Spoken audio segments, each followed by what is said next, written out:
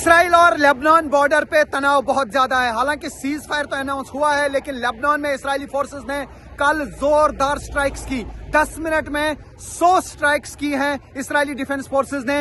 150 के करीब लोग मारे जा चुके हैं, 8 से 900 लोग घायल हो चुके हैं लेबनान में, और बहुत ज्यादा तबाही हुई है। अब तक जितने भी हमले लेबनान में हुए हैं, उनमें सबसे ज्यादा हमले जो हैं वो कल उस वक्त हुए जब आईडीएफ ने जगह जगह पे हमले किए, चाहे वो साउथ लेबनान हो, बेरूत हो, दहाई हो।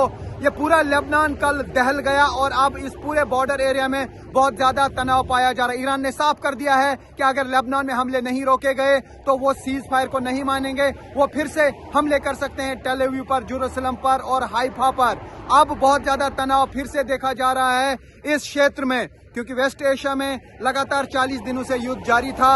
अब सीज फायर तो हो चुका है, लेकिन क्या ये सीज फायर होल्ड होगा, ये कोई नहीं कह पाएगा। किस तरीके से यहाँ पे अब हमले किए इस्राएली फोर्सेस ने, उसका मुकाबला अब हिजबुल्लाह कर रहा है। हिजबुल्लाह की तरफ से भी नॉर्थ इसराइल पर लगातार ड्रोन और रॉकेट्स दागे जा रहे हैं। कई ऐसे एरिया हैं नॉर्थ इसराइल में जिनको खाली कर दिया गया, खासतौर से किरियात शमोना के एरिया जहाँ पे लोग नहीं रहते हैं, उनको अब किसी और जगह पे शिफ्ट किया गया है। इतना तनाव अब इन बॉर्डर इलाकों में है, तो ये साफ कहा जा सकता है कि अभी जंग के बादल लगातार मंडला रहे हैं। बताया जा रहा है कि आईडीएफ को इंफॉर्मेशन मिली थी कि हिजबुल्लाह के जो लड़ाकू हैं उनकी कोई जूम मीटिंग होनी है और वो कई जगहों पे मौजूद हो सकते हैं। बताया जा रहा है कि उन्हीं लोकेशंस को इस्राएली फोर्सेस ने ट्रैक किया। ये दावा है इस्राएली फोर्सेस का, ये कहां तक सही है ये कह पाना मुश्किल है। तो उसके बाद ना इस्राएली फोर्सेस ने आव देखा ना ताव देखा, बल्कि अंधाधुंध स्ट्राइक्स की, तबाही बहुत ज्यादा की।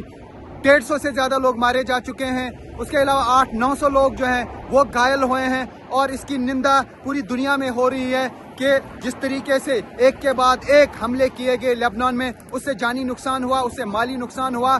और अब इसराइल पर जिस तरीके से हमले पहले ईरान करता आया है, उसी तरीके की धमकी फिर से दी गई है कि अगर इसराइल ने लेबनान में हमले नहीं रोके तो फिर ईरान ये जंगबंदी नहीं मानेगा, ये सीज फायर नहीं मानेगा। लेकिन यूएस ने और इसराइल ने कहा कि एग्रीमेंट में लेबनान शामिल नहीं है, जबकि सीज फायर में ईरान का कहना है कि लेबनान पे भी बात हुई है। 10 मिनट में 100 स्ट्राइक्स की हैं इसराइली डिफेंस फोर्सेस ने। 150 के करीब लोग मारे जा चुके हैं, 8 से 900 लोग घायल हो चुके हैं लेबनान में, और बहुत ज्यादा तबाही हुई है। अब तक जितने भी हमले लेबनान में हुए हैं, उनमें सबसे ज्यादा हमले जो हैं वो कल उस वक्त हुए जब आईडीएफ ने जगह जगह पे हमले किए, चाहे वो साउथ लेबनान हो, बेरूत हो, दहाई हो।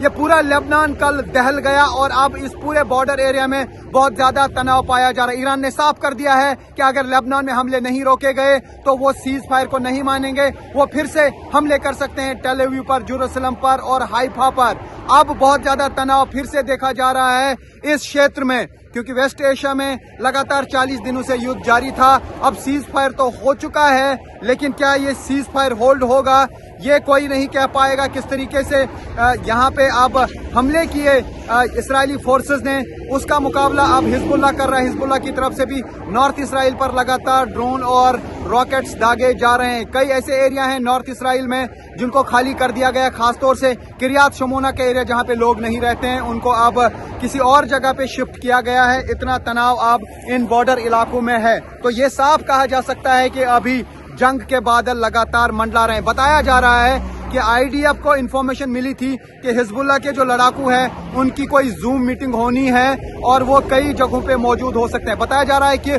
उन्हीं लोकेशंस को इस्राएली फोर्सेस ने ट्रैक किया। ये दावा है इस्राएली फोर्सेस का, ये कहां तक सही है ये कह पाना मुश्किल है। तो उसके बाद ना इस्राएली फोर्सेस ने आव देखा ना ताव देखा, बल्कि अंधाधुंध स्ट्राइक्स की, तबाही बहुत ज्यादा की।